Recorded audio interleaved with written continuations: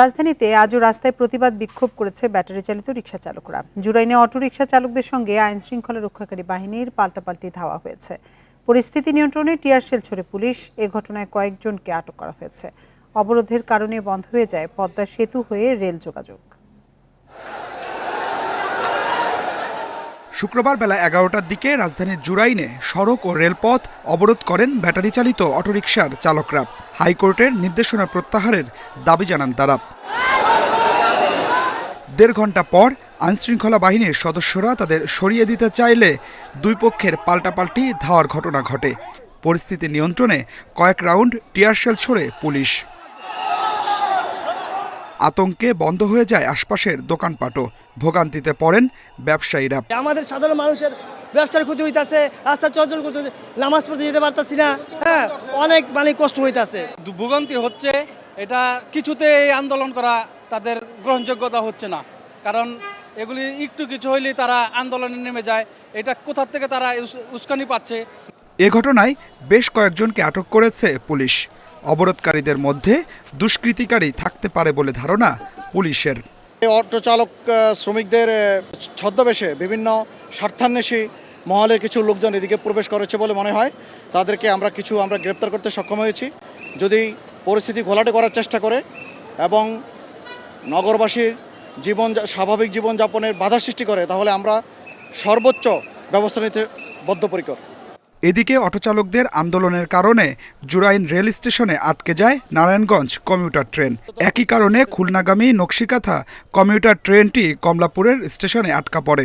বন্ধ হয়ে যায় পদ্মা সেতু হয়ে রেল যোগাযোগ। সকাল 11টা 20 থেকে আমাদের জুরাইনে রেল লাইন অবরোধ করে রাখছে অটোরিকশার শ্রমিকরা, যে কারণে আমরা আমাদের যে শিডিউল অনুযায়ী বিভিন্ন গন্তব্যে ছেড়ে যাওয়া এবং ঢাকা অভিমুখী ট্রেন আসা, সেই ট্রেন চলাচলগুলো বন্ধ আছে। মঙ্গলবার ঢাকা মহানগর এলাকায় ব্যাটারি চালিত রিকশা 3 দিনের মধ্যে বন্ধ করতে নির্দেশ দেন হাইকোর্ট। এরপর থেকেই আন্দোলনে অটো চালকেরা। Adilur Rahman, Independent News, Dhaka. রোববার শপথ নিচ্ছেন নতুন প্রধান নির্বাচন কমিশনার ও 4 কমিশনার। সেদিন বেলা 1:30টায় সুপ্রিম কোর্টে তাদের শপথ পড়াবেন প্রধান বিচারপতি সৈয়দ রেফাত আহমেদ। এরই মধ্যে প্রস্তুতি নিয়ে রেখেছে আদালত। এর আগে বৃহস্পতিবার অবসরপ্রাপ্ত সচিব এএমএম নাসির উদ্দিনকে প্রধান নির্বাচন কমিশনার হিসেবে নিয়োগ দেওয়া হয়। মন্ত্রিপরিষদ সচিব ডক্টর শেখ আব্দুর রশিদের সই করা প্রজ্ঞাপনে এই তথ্য জানানো হয়। এতে বলা হয়, প্রধান নির্বাচন কমিশনার নিয়োগ দিয়েছেন রাষ্ট্রপতি মোহাম্মদ শাহাবুদ্দিন। এছাড়া আরেক প্রজ্ঞাপনে 4 জন নির্বাচন কমিশনার নিয়োগের বিষয়টিও জানানো হয়। নতুন কমিশনাররা হলেন সাবেক অতিরিক্ত সচিব মোহাম্মদ আনোয়ারুল ইসলাম সরকার, সাবেক জেলা ও দায়রা জজ আব্দুর রহমানেল মাসুদ, সাবেক যুগ্ম সচিব বেগম তহমিনা আহমেদ এবং অবসরপ্রাপ্ত ব্রিগেডিয়ার জেনারেল আবুল ফজল মোহাম্মদ সানাউল্লাহ।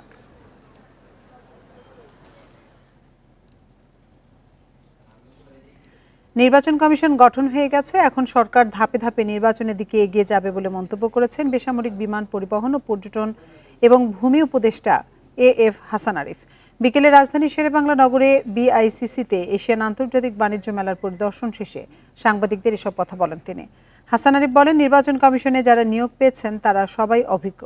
নতুন কমিশন ভালো নির্বাচন উপহার দিতে পারবে বলেও আশা জানান উপদেষ্টা। এ সময় তিনি জানান, দেশি বিদেশি পর্যটকদের আকর্ষণ করার চেষ্টা করছে সরকার। একই সাথে আন্তর্জাতিক পর্যটকরা এদেশে সম্পূর্ণ নিরাপদ বলেও মন্তব্য করেন পর্যটন উপদেষ্টা। নির্বাচন কমিশন তো পার্ট অফ সংস্কার আগাতে থাকলো। তারপরে ওনারা সংস্কার করলে আইন কানুনের সংস্কার, রাজনৈতিক দলগুলির ব্যাপারেও তাদের কিছু মন্তব্য, বক্তব্য, মতামত, অভিমত থাকতে পারে, সেগুলি সব জায়গাতেই সংস্কার। গণহত্যার বিচারের পর আওয়ামী লীগকে নির্বাচনে স্বাগত জানানো হবে বলে জানিয়েছেন প্রধান উপদেষ্টা ডক্টর মোহাম্মদ ইউনূস। মার্কিন সাময়িকী টাইম ম্যাগাজিনকে দেওয়া এক সাক্ষাৎকারে কথা জানান তিনি। বৃহস্পতিবার প্রকাশিত ওই সাক্ষাৎকারে অন্তর্বর্তী সরকারের প্রধান বলেন, আওয়ামী লীগকে নির্বাচনে প্রতিদ্বন্দ্বিতা করার জন্য স্বাগত জানানো হবে, তবে তার আগে জুলাই আগস্টে ছাত্র আন্দোলনে হতাহতের ঘটনায় জড়িত দলটির নেতাকর্মী ও তাদের সহযোগীদের সবার বিচার নিশ্চিত করা হবে, জবাবদিহির আওতায় আনা হবে। বিচারে অপরাধী প্রমাণ না হলে তারা নির্বাচনে অংশগ্রহণের অধিকার পাবে।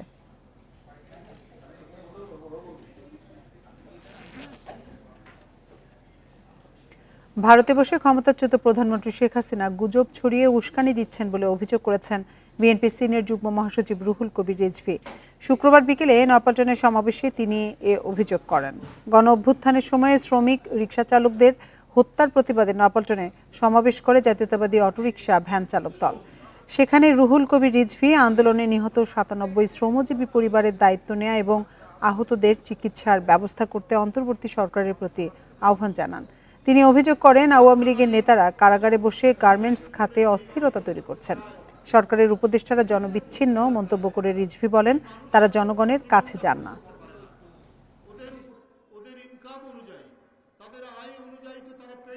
এই মিথ্যাচার দিয়ে তিনি যেমন 15 বছর মানুষ খুন, গুম, গুপ্ত হত্যা, ক্রাস ফায়ারে হত্যা মেরেছেন, আর জনগণের সামনে এসে নিজে কান্নাকাটি করেছেন।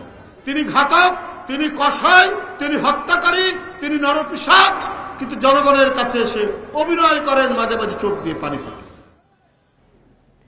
স্বামীকে মৃত দেখিয়ে হত্যা মামলা দায়েরকারী কুলসুম বেগম সহ 3 জনকে জবানবন্দি নেয়ার জন্য আদালতে পাঠিয়েছে আশুলিয়া থানা পুলিশ। বৃহস্পতিবার তাদের কক্সবাজার থেকে আটক করা হয়। কুলসুমের দাবি, চাকরির প্রলোভন দেখিয়ে মিথ্যা মামলাটি করিয়েছিলেন তার সঙ্গে থাকা 2 ব্যক্তি। যদিও এসব অভিযোগ অস্বীকার করেন তারা। 5 আগস্ট ঢাকার আশুলিয়ার বাইপাল এলাকায় ছাত্র জনতার আন্দোলনে স্বামী আলামিন নিহত হয়েছেন এমন দাবি করে 24 অক্টোবর শেখ হাসিনা সহ 130 জনের নামে মামলা করেন তার স্ত্রী কুলসুম বেগম। আদালতের নির্দেশে 8 নভেম্বর আশুলিয়া থানায় নথিভুক্ত হয় মামলাটি। 5 দিন পর আশুলিয়া থানায় হাজির হন আলামিন। অভিযোগ করেন, তাকে মৃত দেখিয়ে মিথ্যা মামলা দায়ের করেছেন তার স্ত্রী কুলসুম। এরপর বিশেষ অভিযানে বৃহস্পতিবার কক্সবাজার থেকে কুলসুম সহ 3 জনকে আটক করে পুলিশ। কক্সবাজার থেকে এই কুলসুমকে জিজ্ঞাসাবাদের জন্য নিয়ে আসা হয় এবং তাকে বিজ্ঞ আদালতে 160 জন্য প্রেরণ করা হইবে। তাদের বিরুদ্ধে আমরা পরবর্তীতে আইনগত ব্যবস্থা নেব তদন্ত সাপেক্ষে।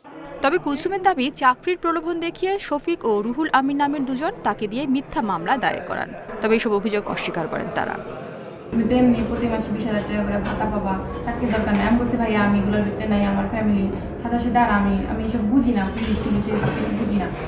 উনি বলতেছে যে বুঝো না, তো সমস্যা কি, তোমার তো ঢুকাই ফেলছি, তোমার এখন যদি তুমি এর ভিতরে না ঢুকো তাহলে তোমার পুলিশ ধরে নিয়ে যাবে। অনলাইনে যে আছে ওইটা চাকরি করো, তাহলে 5,000 বেশি পাবি, তাই করবি নাকি? আধার কার্ডে আমার আপনার মোবাইল নাম্বার দিয়ে দেন, হোয়াটসঅ্যাপ নাম্বার দিয়ে দেন, পরে দিচ্ছি, পরে আবার 3 দিন পরে ফোন দিয়েছে। মামলার ব্যাপারে আপনি কি জানেন? মামলার ব্যাপারে আমি জানি। 5 আগস্টের পর সাভার ও আশুলিয়া থানায় 84টি মামলা দায়ের হয়। এর মধ্যে অনেক মামলায় নিরীহ লোকজনকে আসামি করার অভিযোগ রয়েছে। Independent news. আওয়ামী লীগকে যারা পুনর্বাসনে পদক্ষেপ নিতে চায় তারা ফ্যাসিবাদের দোসর বলে মন্তব্য করেছেন গণ অধিকার পরিষদের সভাপতি নুরুল হক নূর। বিকেলে চট্টগ্রাম নগরীর লালদিঘিপাড়ে গণসমাবেশে তিনি এ মন্তব্য করেন। বলেন, আওয়ামী লীগকে পুনর্বাসনের উদ্যোগ নেওয়া হলে প্রয়োজনে আরও একটি বিপ্লব হবে। ছাত্র জনতার রক্তের উপর দিয়ে সংগঠনটির এদেশে রাজনীতি করার কোনো সুযোগ নেই। আওয়ামী লীগকে নিষিদ্ধ করার দাবিতে বিন্দুমাত্র ছাড় দেয়া হবে না জানিয়ে নূর আরও বলেন, এই দাবিতে প্রয়োজনে ঢাকায় মহাসমাবেশ করা হবে।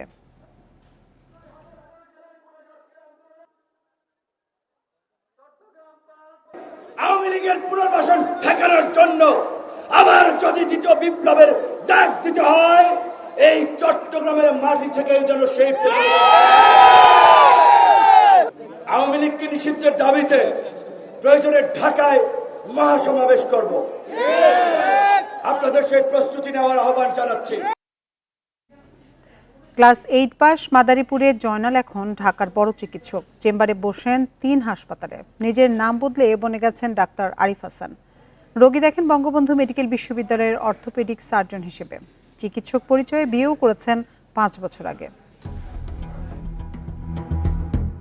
রাজধানীর মাতুয়াইলের ফেইথ হাসপাতাল। রোগী দেখছেন doctor Arif Hasan, orthopaedic surgeon, Bangabandhu medical বিশ্ববিদ্যালয়। তার বিএমডিসি নিবন্ধন নম্বর 81383। এই ওষুধটা 1 সপ্তাহ খান, দেখেন আল্লাহ পাক কতটুকু ভালো রাখে। অপারেশন প্রয়োজন নেই জানিয়ে রোগীকে দিলেন প্রেসক্রিপশন। জেনারেটর আর অপারেশন লাগবে না, কারণ ডক্টর প্রথম যিনি অপারেশন করছেন তিনি এভাবে করতে পারতেন। কিছুক্ষণ পর তার চেম্বারে এক ব্যক্তি, তার নামও ডাক্তার আরিফ হাসান। তারও বিএমডিসি নিবন্ধন নম্বর 81383।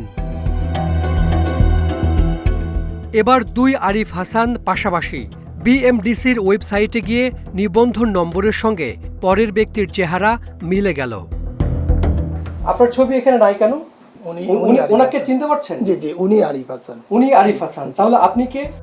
সন্দেহ জাগে, তবে কি তিনি এমবিবিএস ডাক্তার নন?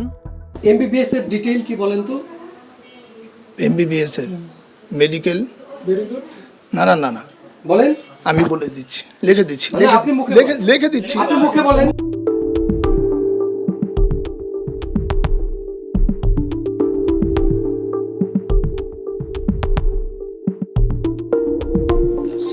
এবার বলেন এমবিবিএস এর ডিটেইল কি?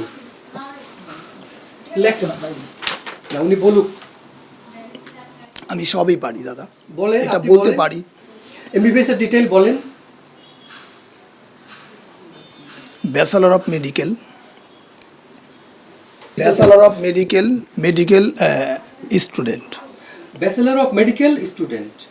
আমি এমএস করেছি, সেটারটা বলে দিই আমি। কোত্থেকে করছেন? আপনি তো এমবিবিএস ডাক্তারই না, আপনি এমএস করলেন কোত্থেকে?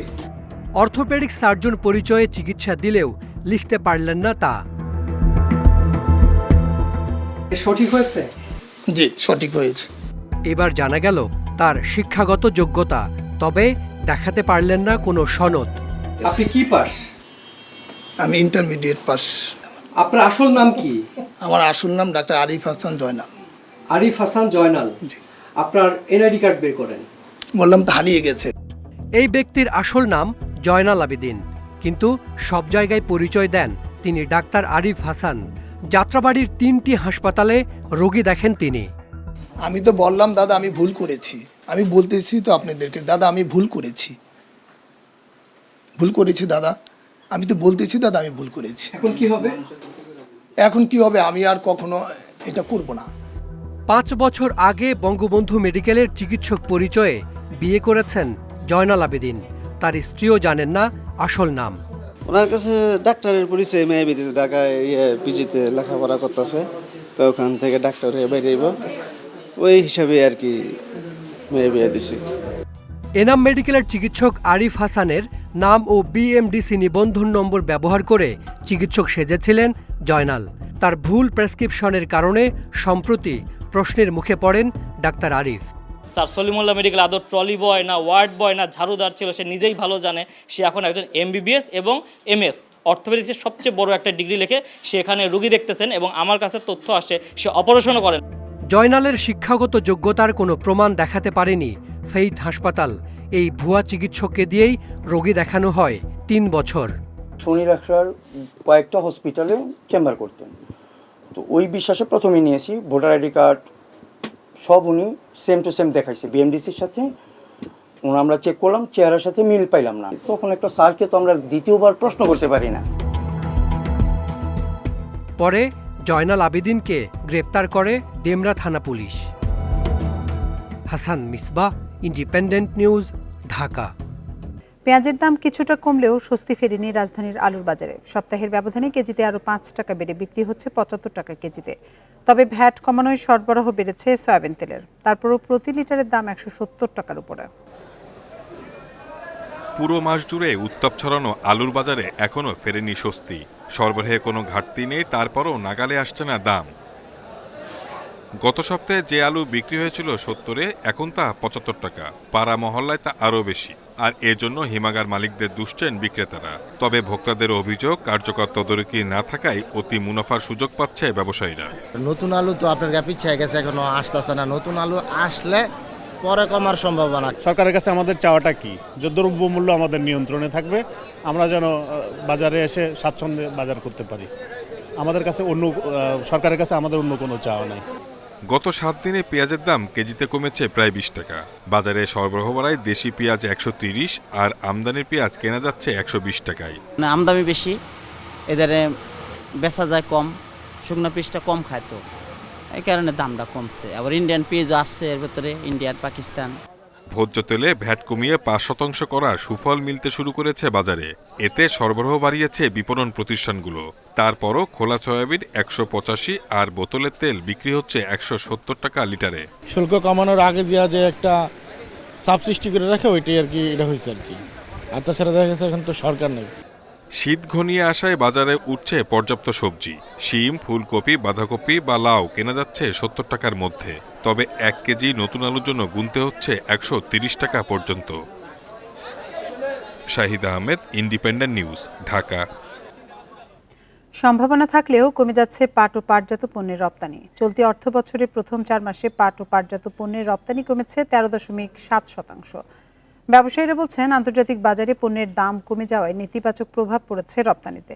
অর্থনীতিবিদদের মতে, বিজ্ঞানভিত্তিক গবেষণা ও নীতি সহায়তার অভাবে পিছিয়ে পড়ছে এ খাত। পরিবেশ বান্ধব হওয়ায় সারা বিশ্বে পাট ও পাটজাত পণ্যের চাহিদা রয়েছে। ভালো মানের পাট উৎপাদনে বাংলাদেশের সুনাম থাকলেও কোনোভাবেই রপ্তানি বাড়ছে না। চলতি অর্থবছরের প্রথম 4 মাসে $26 কোটি পাট ও পাটজাত পণ্য রপ্তানি হয়েছে। এর মধ্যে অক্টোবরে রপ্তানি হয়েছে $7.88 লাখ, যা গত বছরের একই মাসের চেয়ে 7.63% কম। উদ্যোক্তারা বলছেন, অন্তর্বর্তী সরকার পলিথিন নিষিদ্ধের পর কয়েক দফায় মন প্রতি কাঁচা পাটের দাম বেড়েছে 1700 টাকা পর্যন্ত। এতে বেড়েছে পাট পণ্যের উৎপাদন খরচ। অন্যদিকে আন্তর্জাতিক বাজারে কমেছে পাটের দামও। একটা সার্টেন টাইম পর্যন্ত প্রতি বছর সিজনে যে এতদিন পর্যন্ত রজুট এক্সপোর্ট হবে না বা এরকম কোনো কিছু, তখন গিয়ে টোটাল প্রোডাক্টটার কস্টটা একটু মিনিমাইজ হয়ে আসবে। মিনিমাইজ হয়ে আসলে আলটিমেটলি তখন আমরা এই প্রোডাক্টগুলো তৈরি করে আমরা ফরেন মার্কেটে যে বায়াররা আছে তাদের সাথে আমরা প্রাইস দিয়ে আমরা কাজ করতে পারব। দেশে প্রায় 137 ধরনের পণ্য পাট দিয়ে তৈরি হচ্ছে। অর্থনীতিবিদরা বলছেন, পণ্য বহুমুখীকরণে বিজ্ঞানভিত্তিক গবেষণা না থাকায় রপ্তানিতে পিছিয়েছে বাংলাদেশ। এটা বিজ্ঞানভিত্তিক যে গবেষণা, কিভাবে এটা বহুমুখীকরণ করা যায়, একটা রিসার্চ ইনস্টিটিউটকে কীভাবে ফাংশনাল করা যায়, জুট বেসড রিসার্চকে, সেই জায়গাটা কিন্তু আমরা অনেক পিছিয়ে আছি। যেহেতু শারীরিকভাবে নীতিগত সহায়তা নেই, অবকাঠামোগত সহায়তা নেই, অনেকে কিন্তু হতাশ হয়ে গেছে। তো এই জায়গাটায় আমি মনে করি বড় ধরনের নীতিগত এবং অবকাঠামোগত সহায়তা দেওয়ার প্রয়োজন আছে।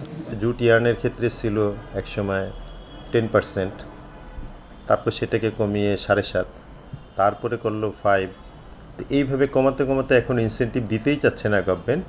ভারতে কাঁচা পাট রপ্তানি সীমিত করার পক্ষেও ব্যবসায়ীরা। এতে বাজারে দামের ভারসাম্য থাকলে রপ্তানি পণ্যের প্রতিযোগিতা সক্ষমতা বাড়বে বলে মত তাদের। তৌহিদ রানা, ইন্ডিপেন্ডেন্ট নিউজ, ঢাকা। আর এই ছিল সংবাদ সন্ধ্যার আজকের আয়োজনে। ইন্ডিপেন্ডেন্ট টেলিভিশনের সব খবরে বিস্তারিত জানতে চোখ রাখুন ফেসবুক, ইউটিউব এবং এক্সে। এতক্ষণ সাথে থাকার জন্য ধন্যবাদ সবাইকে।